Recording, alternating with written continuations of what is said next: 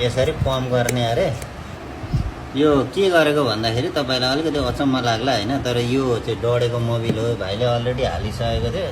अब म तपाईँहरूलाई देखाउन चाहन्छु है यसको निन्जा टेक्निक के हो भन्दाखेरि जुत्ता पोलिस गर्न अप्ठ्यारो लाग्यो भने चाहिँ के गर्ने अरे भाइ ठन्डा गर्ने अनि त्यसपछि तेस्रो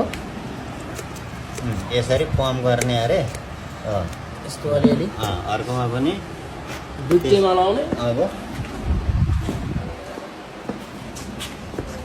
टक्कसँग यस्तो कपडाले पुस्ने पुस्दिने अलिअलि पुरा टिलेको टल्किँदो रहेछ त केटा